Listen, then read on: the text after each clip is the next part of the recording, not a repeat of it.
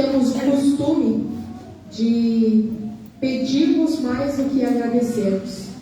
E quando somos chamados a agradecer, ainda assim, às vezes temos um pouco de dificuldade. Algumas semanas atrás, no PGM, o Lula falou, nós vamos, no nosso momento de oração, ele colocou que era para nós fazermos apenas agradecimentos, né? Era para orarmos apenas agradecendo. E que dificuldade de orar sem falar. E peço, pedimos, que dificuldade. Porque isso é nosso, de pedirmos, pedirmos e pedirmos. Então que nessa noite nós possamos estar com o nosso coração grato, agradecendo a Deus por todas as bênçãos que Ele nos dá. E vamos fazer isso juntos com o hino 329.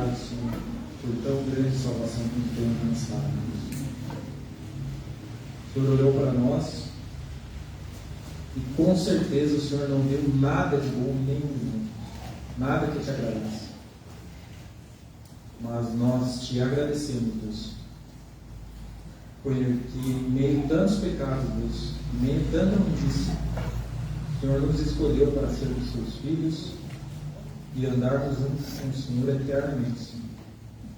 Por isso nos perdoa, Pai, todas as vezes que falhamos, todas as vezes que pecamos, Senhor, contra a sua santidade, Deus. Porque o Senhor é um Deus justo, um Deus santo, um Deus que não pode ver o pecado, Senhor. Por isso nos perdoa, Deus, e nos purifica, Pai, para que possamos honrar o Teu nome, para que possamos glorificar o Teu santo e poderoso nome, Senhor. Fica conosco nessa noite, Senhor. E mais do que isso, fala conosco para a mudança de vida. Em nome do Senhor Jesus. Amém. Amém, irmãos. Nós fomos chamados e justificados no amor de Cristo. Ele nos purificou e nos ordenou a irmos e pregarmos o Evangelho. Nos ordenou a o que nós já sabemos nós passarmos para frente. E nós cristãos, o desejo do nosso coração deve ser que outras pessoas também conheçam esse Cristo que nós conhecemos, que todos os povos glorifiquem a Ele, e que eu e você possamos ser instrumentos na mão do Senhor para levarmos esse Evangelho.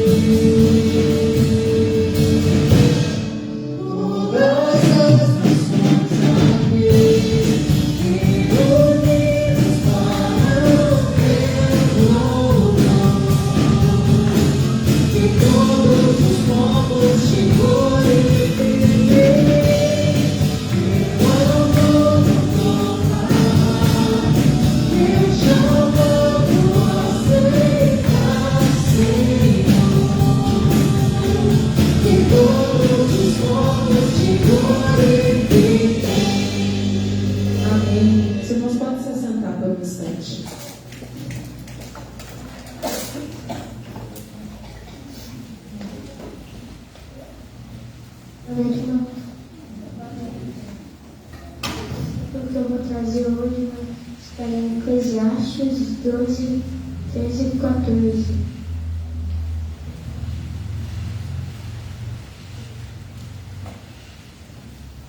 Diz assim: tema a Deus e obediência aos seus mandamentos, porque isso é essencial para o homem, pois Deus trará a julgamento tudo que foi feito, inclusive tudo que está escondido, seja bom ou seja mal.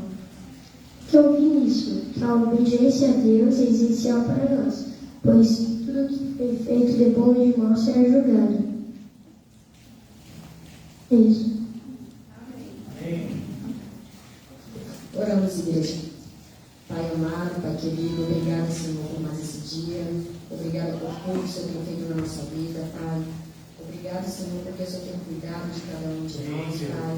Te agradecemos, Senhor, por tudo isso, Pai. Fala nesse momento, Pai, agora aos nossos corações, Pai, que tudo que venha ser dito, que venha de Ti, Pai, que sejam palavras, Pai, para entrar no nosso coração, para fazer a diferença na nossa vida, Pai, e fazer transformações, Pai.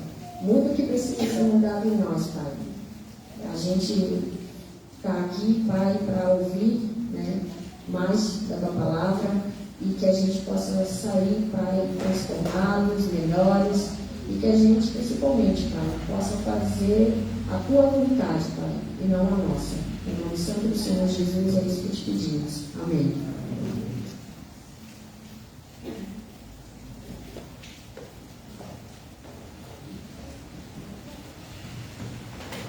Nessa paz, irmãos. De qualquer forma, a Bruna já fez até o momento missionário. Muito obrigada, Bruna. Mas eu vou falar um pouquinho em Marcos 16, 15, que diz assim: e disse-lhes: vão pelo mundo todo e preguem o Evangelho a todas as pessoas. Nós somos também missionários do Senhor, como sempre venho falando aqui. Todos nós somos servos do Senhor, todos nós estamos aqui para pregar a palavra. Deus também nos deu autoridade para isso, né? Então eu quero orar hoje pelos missionários, orar pelo caminho, hein? Soberano Deus e Pai, nós te rendemos graças, nós não agradecemos. Obrigada, Deus, por tudo que tem feito por nós. Quero colocar diante de Ti os missionários paranaenses.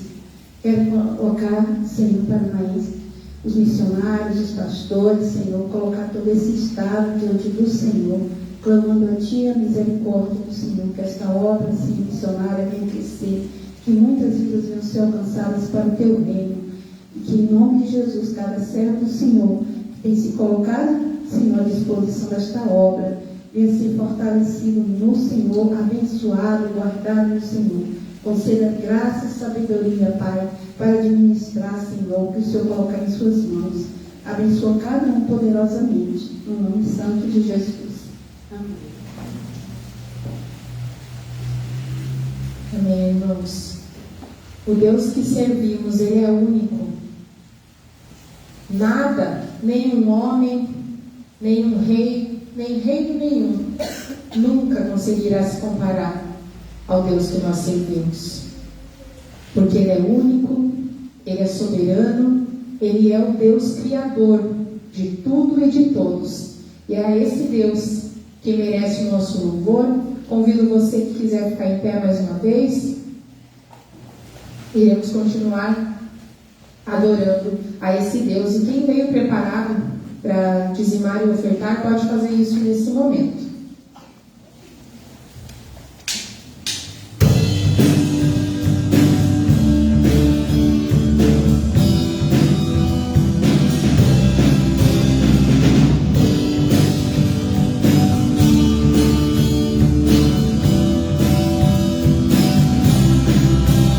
Eu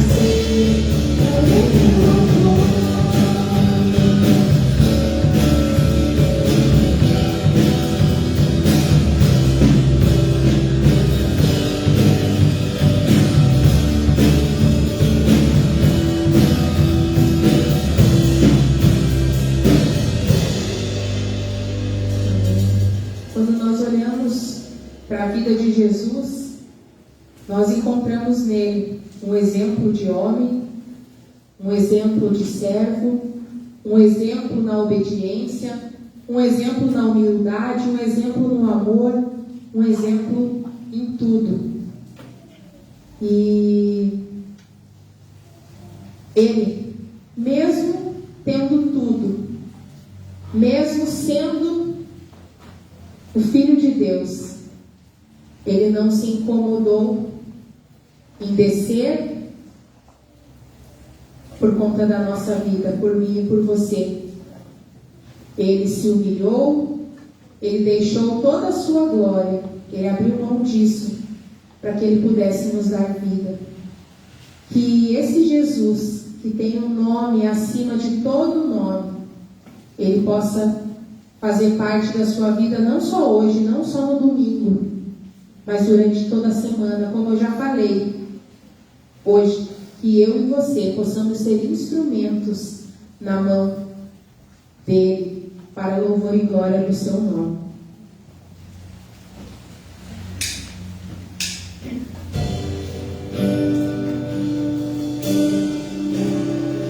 Ele tem um nome que está acima de todo nome, e é a ele que nós vamos entregar esse louvor.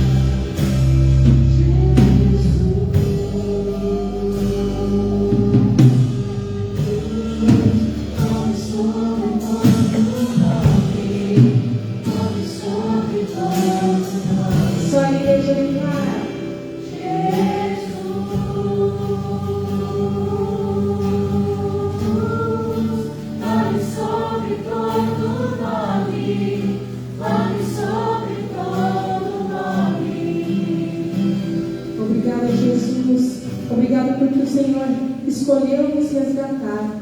E por isso temos vida e estamos aqui hoje. Louvado e agradecido seja o teu nome para todos sempre. Amém. Os irmãos podem se assentar. As crianças esperem, está chovendo.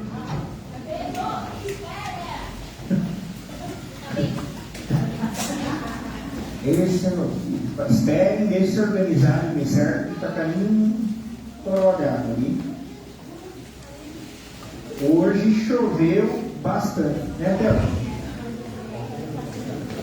Bênçãos demais, irmãos. Deus esteja nos abençoando. Vamos orar para que sábado não esteja chovendo nessa igreja, né?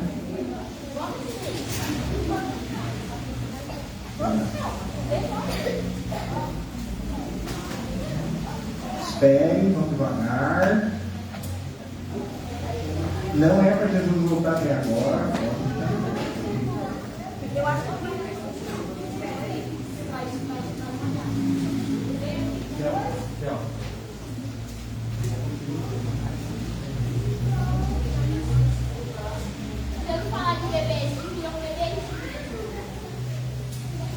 calma, vamos se organizar, que está ficando muito. Isso. Irmãos, vamos abrir as nossas Bíblias em Mateus capítulo 27. Nós, como foi falado domingo passado, né? Como foi falado domingo passado, nós terminamos a série de mensagens sobre o Sermão da Montanha, onde ficamos 19 domingos falando sobre o mesmo. E agora nós iniciamos não somente, não é bem uma série de mensagens, né? É 3 ou 4 mensagens sobre o sofrimento. Domingo passado nós falamos sobre o fortalecimento e hoje nós vamos falar sobre a lamentação no sofrimento. Então hoje nós vamos aprender muitas coisas. Então, Mateus capítulo 27, verso 46. Nós vamos estar também trabalhando hoje o Salmo 22. A gente sempre tem o costume de pregar só o texto, né? Mas é o Salmo 22, ele é citado aqui. Então nós vamos estar trabalhando Mateus capítulo 40, Mateus 27, 46 e depois o Salmo 22, verso 1 ao 3, nessa exposição. Vamos lá então? Desde a hora sexta até a hora nona houve trevas sobre toda a terra. Agora 46. Por volta da hora nona, clamou Jesus em alta voz, dizendo: Eli, Eli, lama sabachthani, que quer dizer: Deus meu, por que me desamparaste? Amém? Vamos orar. Senhor, obrigado pelo privilégio que a gente tem de pregar a tua palavra. Deus esteja conosco, esteja nos direcionando, nos orientando, no nome de Jesus. Amém. Irmãos, o nosso tema que nós estamos tratando é sobre o sofrimento. E quando nós falamos em sofrimento, tem uma expressão de C.S. Lewis, os irmãos já devem ter ouvido, né? Que ele diz assim, né? Deus sussurra nos nossos prazeres, fala na nossa consciência e grita no nosso sofrimento. Nós vemos que o sofrimento, ele é a voz de Deus para nos acordar, para acordar o imundo. E o interessante é que pode ser usada a metáfora da surdez. Aquele que está sofrendo, ele pode perder a sua surdez. Ele pode realmente desentupir os seus ouvidos, porque no momento do sofrimento é que Deus fala. É no momento da surdez que Deus vai falar através desse sofrimento. E nós somos curados dessa surdez. Através do sofrimento, nós começamos a entender os propósitos de Deus. O ateísmo não é uma cosmovisão, mas uma visão simplista, que ele tenta facilitar as coisas. Mas nós também temos um cristianismo simplista, um cristianismo que é água com açúcar. Um cristianismo ansiolítico. Um cristianismo que tenta amenizar o sofrimento das pessoas. Enfim, nós podemos ver que esse cristianismo água com açúcar, ele tenta diminuir. E por isso que esse cristianismo água com açúcar, muitas vezes é dado para você, para que você possa dormir, para que você possa descansar. Ele é um calmante que faz você ficar mais tranquilo. A gente cai num sono pesado, para que esse sofrimento não doa tanto. Então, esse cristianismo água com açúcar é aquele cristianismo que vai dizer muito bem explicado para você que se você está sofrendo é porque você não ora. E cristianismo água com açúcar, ele vai dizer que o problema que você está passando, a dor que você está passando, é porque você não ora. Olha, filhinho e filhinha, vocês estão passando por isso porque é falta de oração, porque é falta de comunhão com Deus. Ele tenta diminuir, e achando que a base de tudo isso é somente isso.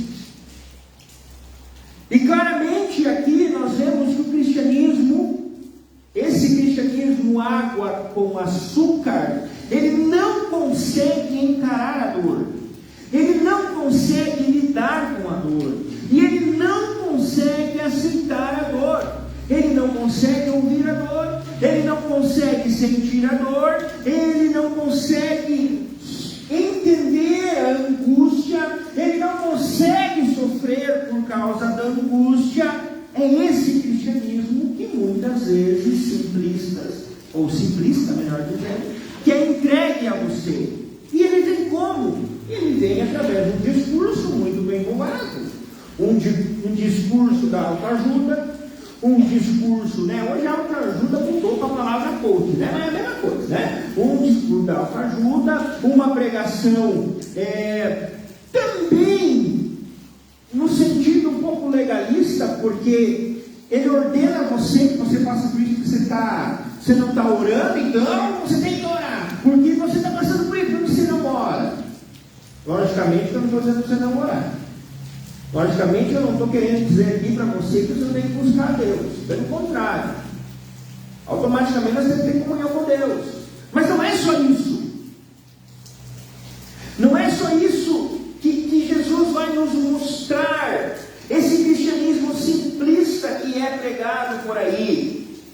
Então, o ateísmo, através do cristianismo simplista, ele cria uma ilusão de um mundo que não existe na sua cabeça. E você acha que através desse calmante motivacional, desse cristianismo água com açúcar, desse cristianismo fraco, os seus problemas se baseiam somente em orar. Ou que você não ora. Nós temos, irmãos, que escutar a Deus no sofrimento. E quando nós escutamos a Deus no meio do sofrimento, nós acordamos desse ateísmo, nós acordamos desse cristianismo água com açúcar para ouvir a voz de Deus. É no meio do sofrimento que é a melhor maneira de nós ouvirmos a Deus. O sofrimento é a voz de Deus para nos guiar.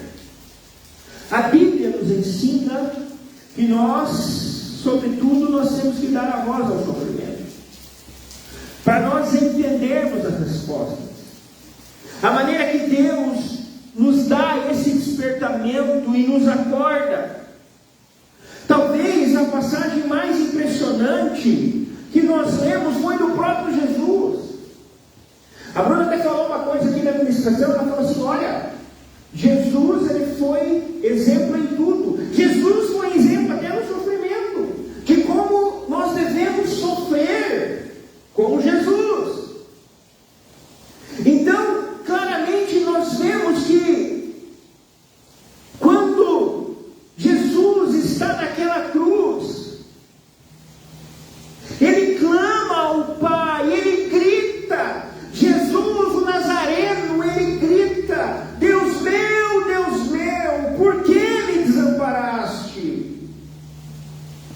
O sofrimento de Jesus estava intenso. Ou vocês esqueceram que ele estava com uma coroa de espinho, que ele estava pregado naquela cruz, a sua cabeça estava sangrando, e lá pelas tantas ele grita: Deus meu, por que me desamparaste? Antes de nós entrarmos nessa explicação, nós temos que entender algo importante para a nossa interpretação bíblica, que o Antigo Testamento, juntamente com o Novo, principalmente, muitas coisas que estavam no Antigo Testamento veio para o Novo. Tem duas coisas importantes que nós podemos citar aqui. Primeiro, as profecias, que é citada no Novo Testamento. Profecias que se cumpriram, profecias que estão se cumprindo, profecias que irão se cumprir. Nós podemos pegar o exemplo do próprio Jesus. Se você abrir lá em Isaías capítulo 61, lá diz que Deus havia ungido ele para pregar as boas novas aos oprimidos, aos abatidos. Depois nós vemos essa profecia se cumprindo lá em Lucas capítulo 4, onde Jesus chega na sinagoga, lê Isaías 61, fecha o livro, entrega para o assistente e diz: agora se cumpriu as Escrituras. Então, há citações do Velho Testamento e do Novo nas profecias. Mas também, irmãos, nós vemos que muito autor bíblico pegou citações que não é profecias e falou no Novo Testamento. Nós podemos usar Pedro, quando Pedro diz: sede santo porque ele é santo. Vamos fugir um versículo da cabeça, né? Ele está citando o Deuteronômio. E claramente, então, nós vemos Paulo, o apóstolo Paulo, várias citações. E aqui, quando nós vemos Jesus clamando na cruz a sua dor, o seu sofrimento, Jesus não está cumprindo uma profecia: Deus meu, por que me desamparaste? Se alguém excluir, está errado, viu que não é uma profecia. Aqui Jesus, ele se apossa do salmo, que nós já ver. Ele se apossa do salmo e clama ao Senhor. Claramente Jesus, ele se apropria daquela situação, porque aquele salmo é um salmo que servia para aquele momento, para aquela hora, para aquela busca. Gente, você já não leu uma passagem bíblica no teu devocional em que você lê e fala assim: meu Deus, essa passagem parece minha, parece eu que estou passando por isso? Meu Deus, mas isso está falando para mim. E você se apropria desse texto, dessa passagem. Você pode fazer isso, não é pecado, até bom, para que você medite o dia todo, para que você fique atento. Você pode fazer isso. Jesus, naquela cruz, ele branda em alta voz uma passagem do Antigo Testamento. Jesus, naquele momento, quando ele diz: Deus meu, por que me desamparaste? Jesus, ele não está querendo dizer que ele é o Filho de Cristo. Ele não está nem um pouco preocupado naquele momento. Mas naquela hora de sofrimento, ele lembra das Escrituras e ele expressa. Eu posso dizer que quando ele expressa isso, ele está com o seu coração quebrantado, angustiado. Então ele coloca para fora aquilo que nós já vamos ler. Jesus não quer dar evidências de que ele é o Messias. Jesus não quer dar evidências, mas ao expressar aquilo que ele expressa, ele está mostrando que ele é o dono da história. Porque naquele momento de sofrência, de lamentação, Jesus, ele clama através dos salmos. Por isso que na hora da dor, Jesus não estava preocupado em comprovar as evidências escriturísticas. para justificar a sua forma, para justificar de quem ele era. Mas na hora H, na hora do maior sofrimento, ele lembrou-se do Salmo. Abra sua Bíblia, Salmo 22. Ele lembra desse Salmo. E esse Salmo é um Salmo de Davi. Um Salmo de Davi. E esse Salmo é um Salmo de lamentação. Que diz assim, olha no verso 1. Deus meu, por que me desamparaste?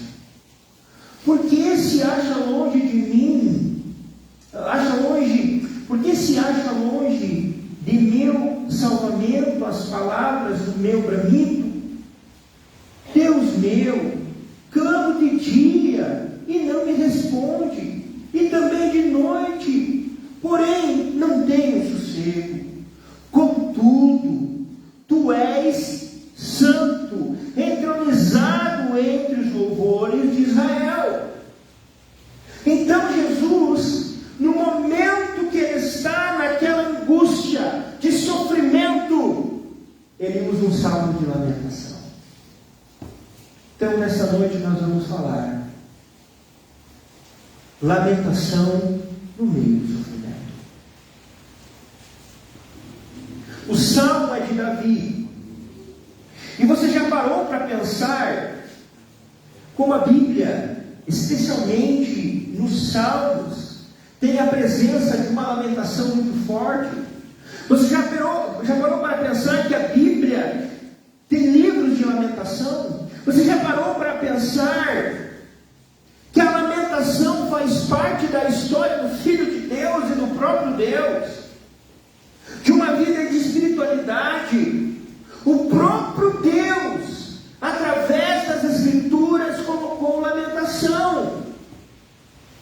Por isso que Jesus, na sua maior hora de aflição, ele lembrou, não de um salmo de ação de graças, não de uns salmos de agradecimentos, mas de um salmo de lamentação. O rei lembrou de um salmo de lamentação.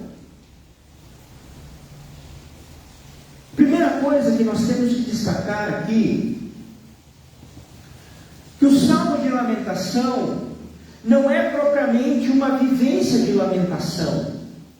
O que eu estou querendo dizer para nós desenharmos aqui? O salmo de lamentação não é uma vivência no sentido que todo dia eu tenho que, agora eu estou entendendo, pelo que eu estou entendendo, o pastor vai chegar no final e dizer que eu posso lamentar. É bem isso, já tem o final. Mas, o que eu estou querendo dizer, para você que a tua vivência tem que ser uma vivência de lamentação. A lamentação deve ser por algo que está acontecendo. E claramente, irmãos, eu quero fazer uma distinção importante. E se for possível, nesse momento de dor, nós podemos lamentar. E claramente que a lamentação, ela sempre se torna uma arte. Davi expressou a sua lamentação num poema. Davi expressou a sua lamentação através de um cântico, de uma canção. Muitos artistas, pintores expressam a sua lamentação num quadro, numa música, enfim, em várias circunstâncias. E isso é muito comum no ser humano. E isso é muito comum das pessoas que trabalham com artes fazer isso. Vocês não lembram da história de Eric Clapton, dos anos 90? O povo aqui, tudo já muito estudado, né? Eric Clapton, pode escutar, não tem problema nenhum. Eric Clapton, nos anos 90, ele teve uma tragédia na sua vida, ele perdeu o seu filho. Se não me engano, o seu filho se jogou Acho que o andar era o número 53. Alguma coisa assim. Ele se jogou e quando ele chega lá, ele vê o seu filho, logicamente, né? As pessoas relatam que naquele momento ele ficou atônito, apavorado. Imagina, seu filho se matou, seu filho morreu. Ele ficou angustiado, ele ficou deprimido, então ele gritava, né? Sofria. E se passou um tempo, ele fez uma canção para o seu filho. E essa canção traz a ideia, não sei se o nome dessa canção é essa, né? Que sobre lágrimas dos céus. A canção fala, né? No sentido assim que lá no céu não terá lágrimas, lá no céu não terá sofrimento, lá no céu não vai haver dor. Ele faz essa homenagem ao seu filho, mas claramente, irmãos, ele coloca para fora aquilo que ele estava sentindo através da sua lamentação, e ele expressa essa lamentação através de uma arte, através de uma música, a dor que ele viveu. O salmista Davi, ele estava expressando algo que ele estava lutando aqui, como Jesus que estava na cruz, expressando uma dor. Irmãos, o que eu estou querendo dizer aqui, que Davi, ele viveu a lamentação.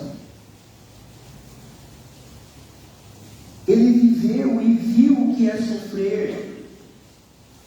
E isso nos traz a ideia que a lamentação também tem que ser vivida por nós, sim. Deus nos concedeu e deu a graça do seu povo lamentar, sim.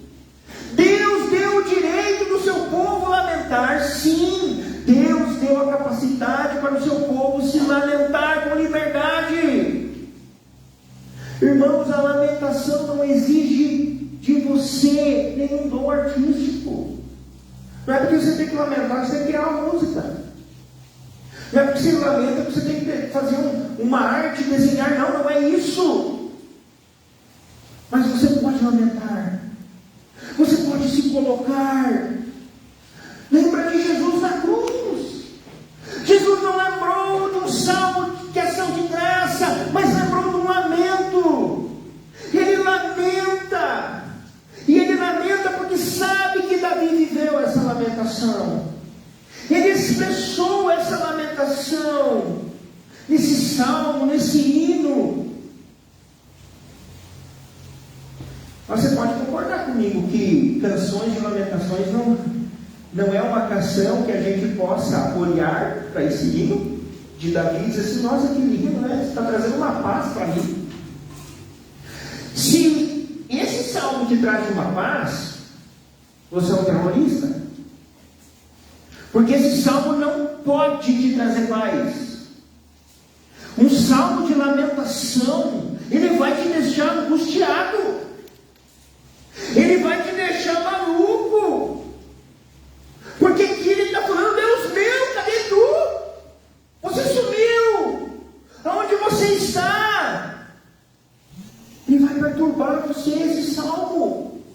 Se você ler com bastante atenção, você vai ver que você não vai se acalmar, você vai perder a noite de sono. Porque o salmo de lamentação, ele não se incomoda e ele não traz calma para nós. Por isso que a função do salmo de lamentação é trazer perturbação. E o meu desejo é que você nessa noite saia daqui perturbado. Geralmente as pessoas vêm para a igreja para sair daqui com otimismo, né? Para que alguém pregue e diga assim: olhe no espelho e diga: olha como você é grande, como você é vencedor, como você vai conseguir. Não. Mas o salmo de lamentação, ele perturba o nosso coração. Ele faz o nosso coração clamar ao Senhor. E quando a gente fala sobre salmo de lamentação, tem um problema. A palavra lamentar lamentação na língua portuguesa. A palavra lamentação na língua portuguesa não tem nada a ver com aquilo que a Bíblia está querendo falar. A palavra lamentação muitas vezes leva a nós entendermos que é murmuração. E lamentação e murmuração é uma coisa bem diferente da outra. A gente tem que ver que tanto lamentação e murmuração são sinônimos. E a gente tem que entender que a gente não vai viver uma vida lamuriosa, ou com pessoas lamuriosas que ficam toda hora, ó vida, ó céu, né? Não, ninguém aguenta viver. Porque a pessoa que vive assim, né? É a pessoa que vive o tempo todo lamentando, mas daí já é murmuração. Vira murmuração. Eu vou explicar o que é murmuração, você vai entender. Fica o tempo todo que ela murmura de coisa que passou há 30 anos atrás. Ela traz a memória. Eu não estou dizendo que as mulheres fazem isso, né? Mas assim, claramente, ela lamenta. E ela ainda eu falo, né? Eu falo aí, né? Não. Mas lamentação não é murmuração. Não é isso. Nós temos que distinguir claramente. E nós temos que ver que a lamentação é uma arte.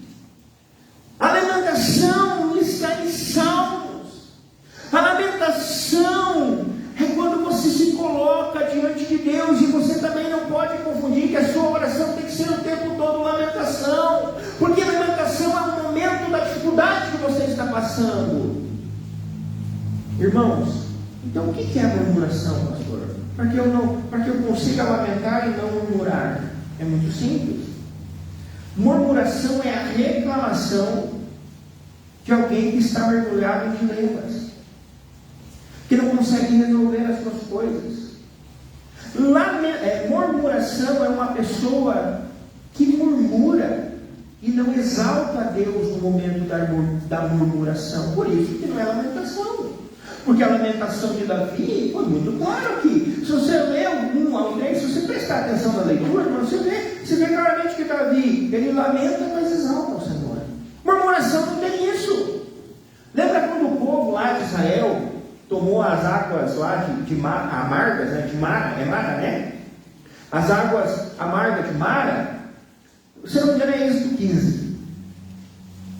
A hora que eles tomaram as águas amargas, eles não ficaram adorando ao Senhor. Eles não glorificaram o Senhor. O que eles fizeram? Eles reclamavam. Eles murmuravam. E a murmuração é a reclamação. Quando você, no meio da circunstância, você não crê mais em Deus. Quando no meio da circunstância você não tem mais fé, você não consegue enxergar mais nada, você não ora, você não louva, essa é a murmuração. A lamentação é o contrário. Quando nós comparamos a lamentação ela é coisa para gente que tem fé em Deus.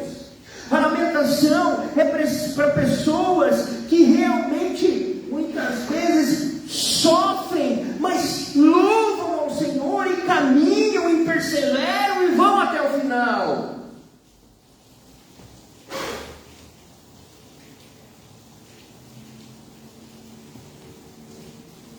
Na verdade, a murmuração é aquela pessoa, né, que chuta o pau da barraca. Realmente tem isso. Que chuta tudo, que abandona, não quer saber mais de Deus, não quer saber mais da igreja, não quer saber mais nada. Isso é murmuração. A lamentação não é coisa de gente piedosa. A lamentação não é coisa de gente incrédula. A lamentação não é de gente que é determinada ao momento de dizer: Senhor, está difícil, mas eu vou prosseguir, Deus meu, porque me desamparaste, mas eu te louvo e bendigo o teu nome. Essa é a lamentação. Então, murmuração, eu não quero mais saber da igreja, eu não quero saber mais de tudo, eu não quero saber mais da reunião de oração, eu não quero saber mais participar dos grupos de oração, eu não quero saber de mais nada disso. Na lamentação há sempre uma oração. Na lamentação não é pessoa que perde a fé. Na lamentação a pessoa de fé, que tem a fé firmada, que tem a fé mergulhada, que tem a fé cada dia mais buscando ao Senhor. A mesma tensão da lamentação é a oração de alguém que tem fé, de alguém que mostra a sua fé, que não perdeu a fé, por mais que muitas vezes ele está mergulhado em dilemas, em dificuldades que ele não sabe o que ele faz, ele enfrenta caminhos difíceis, mas ele clama: meu Deus e Deus meu.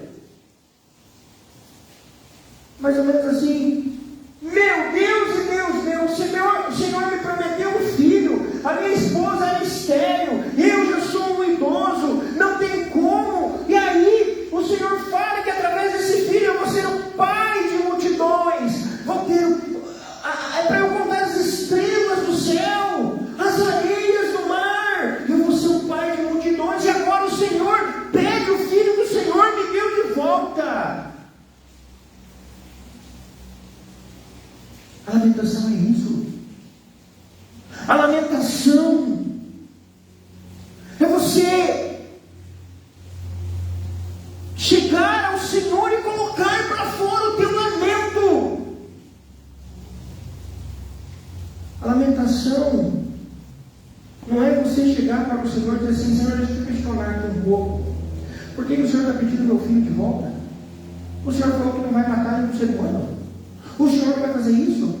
O Senhor não vai... Não há lamentação, não há espaço. Não há espaço para esse tipo de resposta. Nós vamos ver lá na frente. Quem questionou a Deus? Não há espaço na lamentação para isso. Irmãos, em nenhum momento a lamentação ela é acompanhada de alguém que perdeu a fé, de alguém que simplesmente começa a questionar e simplesmente questiona. A lamentação é o coração de alguém que está vivendo dilemas, como por exemplo Abraão viveu aqui, que eu acabei de citar para vocês. Como é que é, Senhor? O Senhor deu que ele volta e você vai para uma confusão. A lamentação de Abraão. Porém, irmãos, todo dilema, toda dúvida está presente no contexto da adoração, no contexto do louvor, toda essa diferença. O que está pendurado naquela cruz não é um ateu, não é um ateu, mas é Jesus.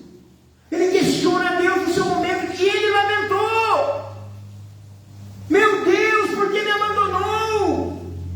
Ele estava naquele momento expressando. Jesus naquele momento ele abriu o coração, ele deu um grito, ele estava sofrendo.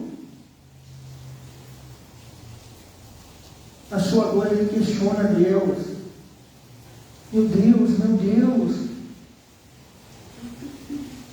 Ele coloca todo o seu sofrimento naquela expressão, todo aquele seu lamento, e isso faz toda a diferença, meu irmão.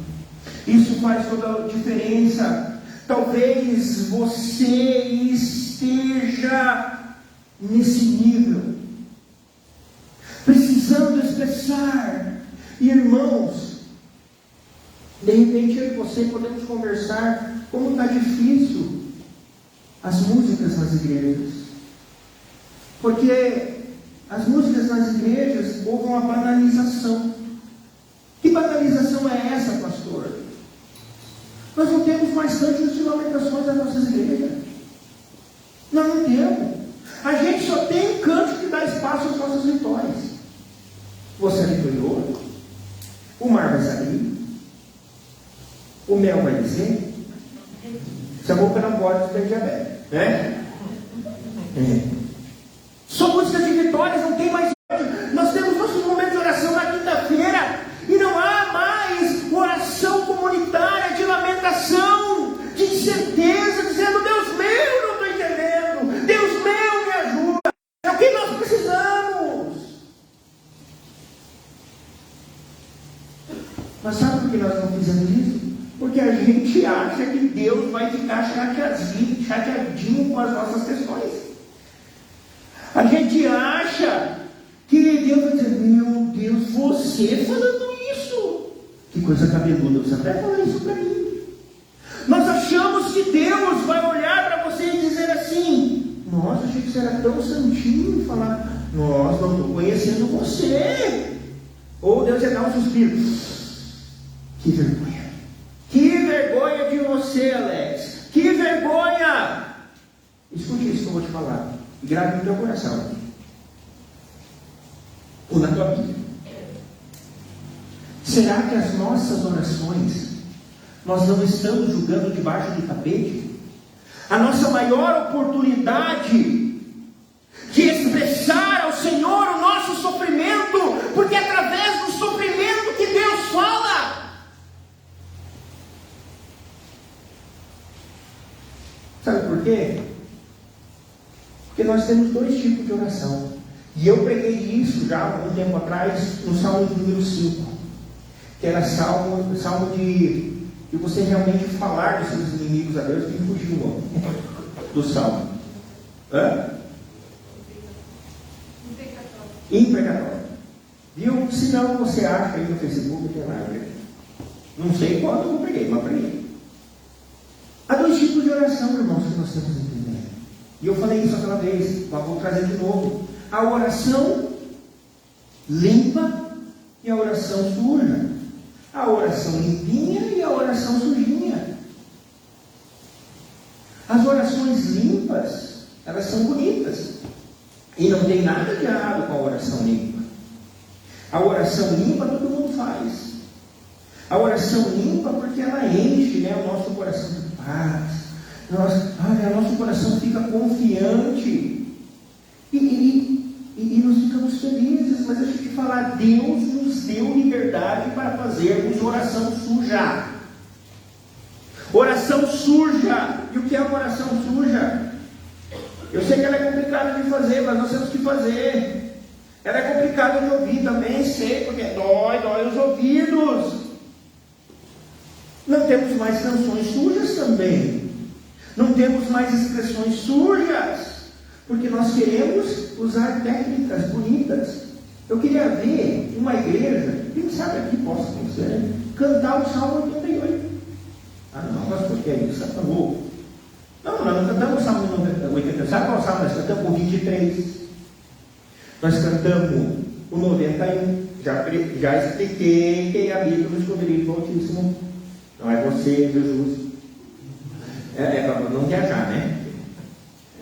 Outra coisa, ou senão nós cantamos Malaquias capítulo 3:10, caseiro dízimos. Mas ninguém canta salmos de lamentação, salmos sujos. Ninguém canta orações sujas. Por isso que quando nós expressamos isso, é uma experiência diante da presença de Deus.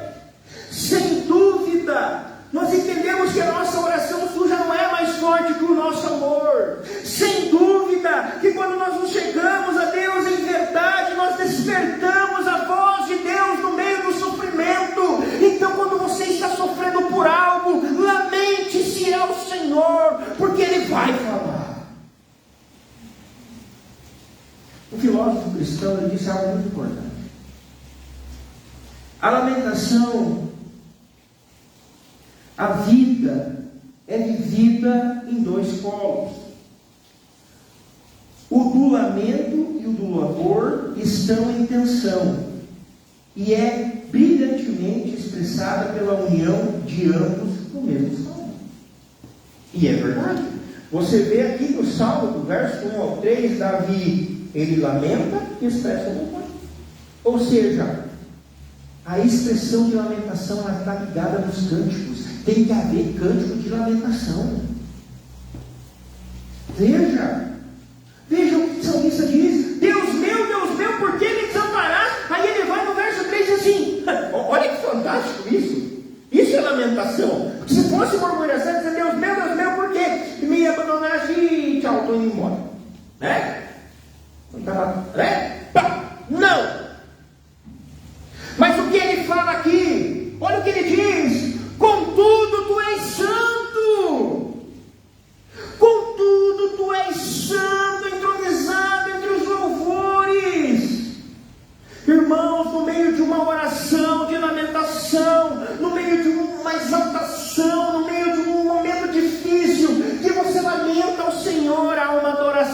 verdadeira que tem que ser vista. Essa é a verdadeira lamentação. Essa é a verdadeira confiança. Confiar em Deus é saber que eu lamento, mas saber que eu exalto Ele, porque Ele é o Senhor.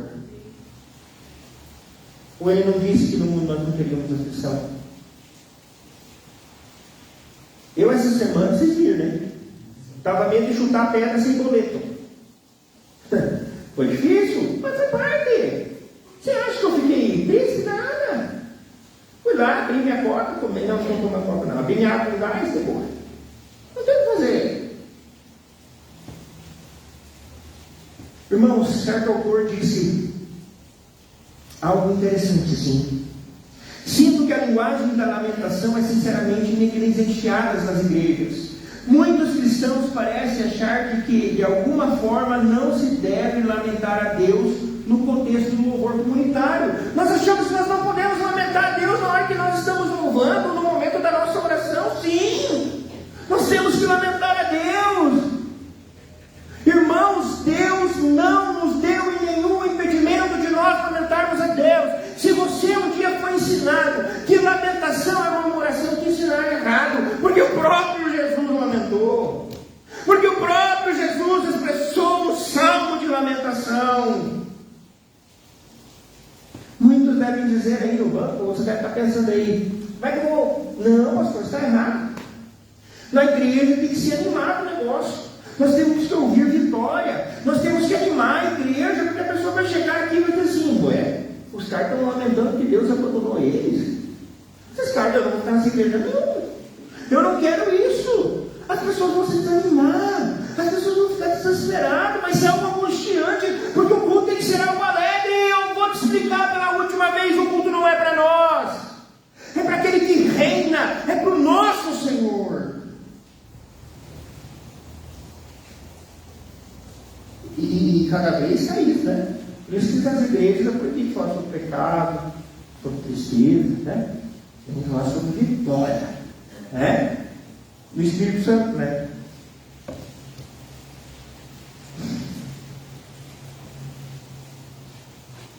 Por isso, claramente nós temos que expressar, nós temos que falar. Sabe, às vezes eu fico pensando que existe esses crentes triunfalistas. Sabe o que é esses crentes triunfalistas? Aqueles crentes que acham que eles são tão mais espiritual que Jesus. Você não pode falar sobre isso. Primeiro porque ele acha que a palavra tem poder, né? Então, se ele tivesse aquela hora na cruz e Jesus tivesse falado assim, meu Deus meu, por que desamparaste? Você vai dizer, o que é isso? Você está falando aí na cruz, um negócio desse. Por você não tem vergonha não, fica quieto. O cara chegou para Jesus, fica quieto. Você não pode falar sobre isso. Não é assim, nós precisamos lamentar. Eu vi uma vez uma mensagem muito interessante, que era sobre lamentação, e esse pastor ele usou um exemplo interessante, que ele estava, não sei onde ele estava, não sei se era um seminário, se era faculdade ou a própria igreja, que havia um homem que tinha perdido a sua esposa e seu filho por uma gripe. Você acha que ainda? Perdeu. E esse homem, uma semana depois, ele estava o quê? Retomando a sua vida. Voltou à sua vida normal. Você imagina, perder a esposa e o filho ou a filha, não lembro. E é um abençoado, um crente endemoniado. Um crente endemoniado chegou para o cara e falou assim, para de chorar! Para com isso! Para com isso!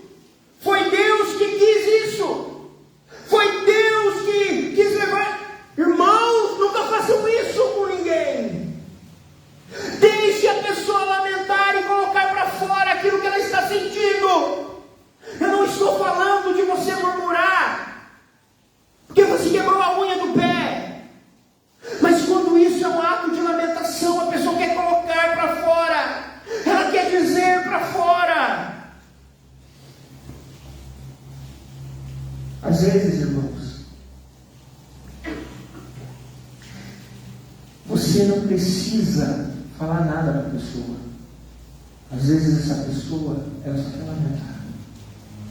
Quando a pessoa está passando por um momento terrível em sua vida, foi um momento terrível na sua vida, aonde fala nada.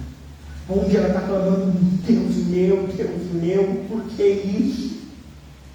Ela não quer ouvir uma palavra de consolo. Ela só quer lamentar.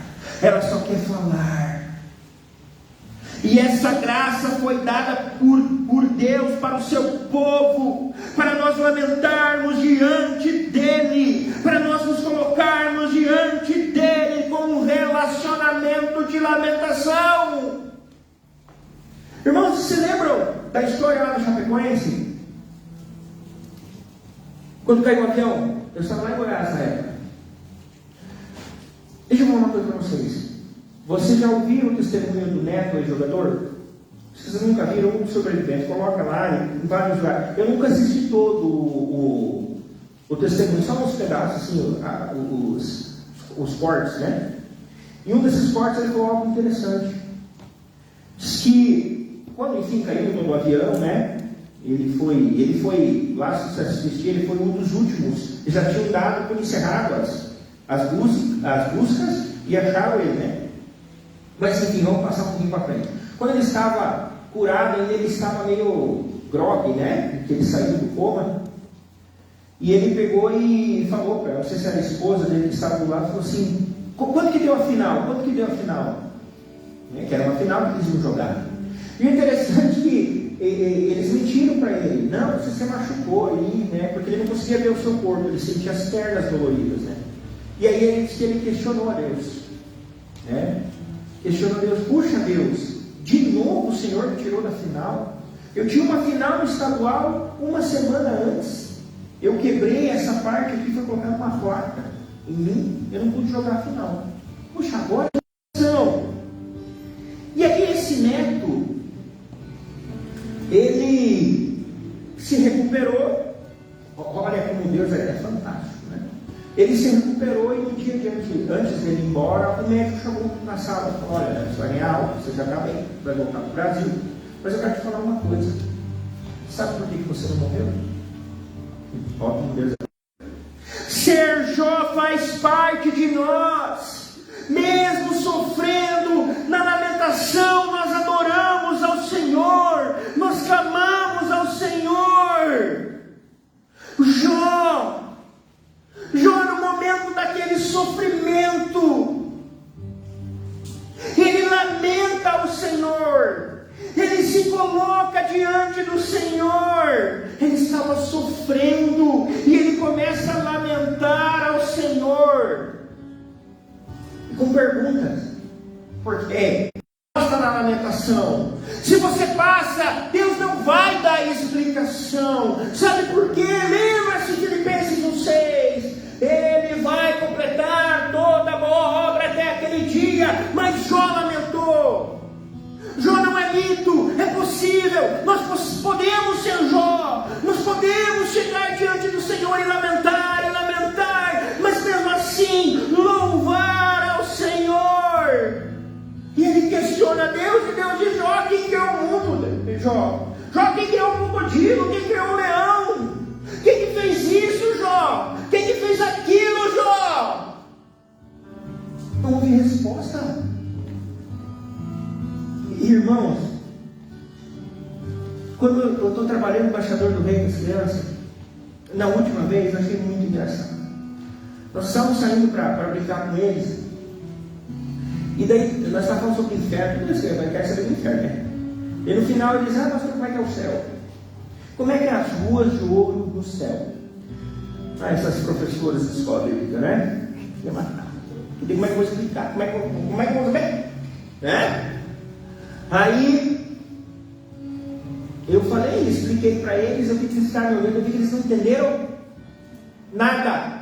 Viraram as costas e foram brincar. É sobre isso que eu estou pregando nessa noite. Eu estou pregando o que aconteceu com Jó. Ele lamentou. Aí Deus fez uma carrada de pergunta, dá uma descansada e começa outra carrada de pergunta para Jó. E Jó vira suas costas e vai adorar o Senhor. A lamentação é isso. Nós não entendemos o porquê nós estamos passando. Nós clamamos: meu Deus e Deus meu. Mas no final da nossa oração nós estamos dizendo: grandioso és tu, a tua seja cumprida. Eu não sou ninguém, eu não sou ninguém. É essa a verdadeira lamentação, e é isso que nós precisamos ter. Lamente ao Senhor aquilo que está no teu coração, fale, mas eu te garanto que no final você vai dobrar o teu joelho e dizer ao nome que está acima de todo nome, seja toda honra, toda glória e todo louvor eternamente. Amém. Essa é a lamentação verdadeira, irmãos.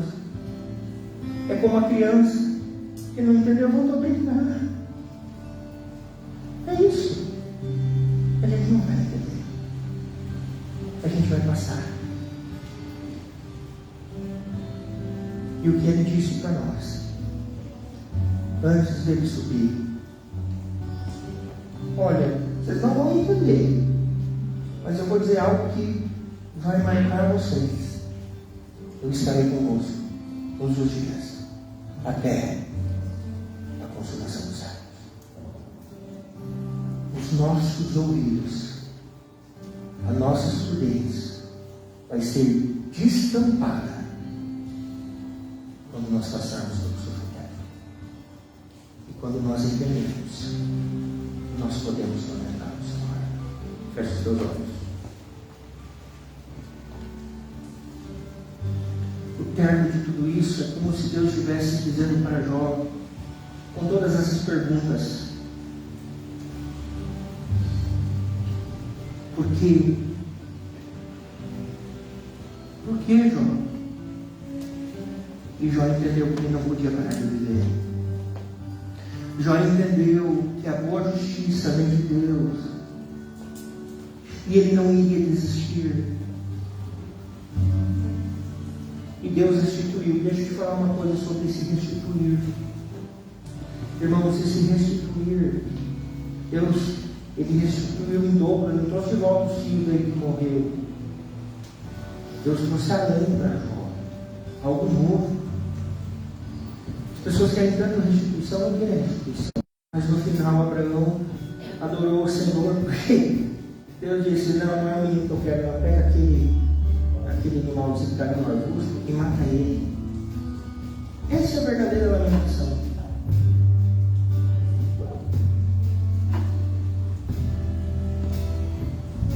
Colocar dentro de Deus, a Deus, essas coisas, parece até incoerente, parece até confuso. Mas Deus, Ele nos sustenta. Iluminado. Clame ao Senhor. Eu vou descobrir e vou ser feliz. Não. Deus só disse para você o que ele disse para Jó: eu sou o sustentador de tudo. Só a vida.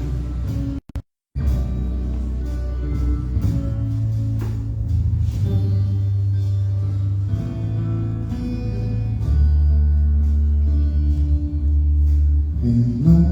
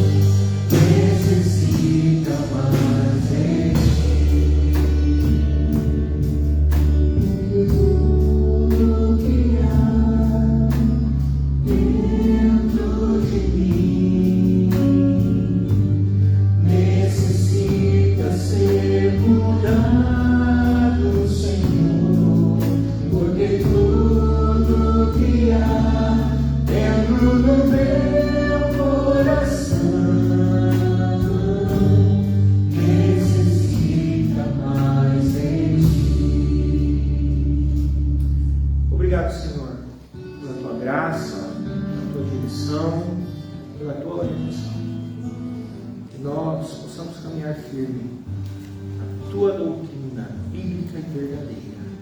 Em nome de Jesus. Amém. Os irmãos podem se assentar. Irmãos, só lembrando, não sei se eu falei no começo não, as crianças vão ensaiar depois do final do culto, que vai apresentar sábado, no aniversário da igreja.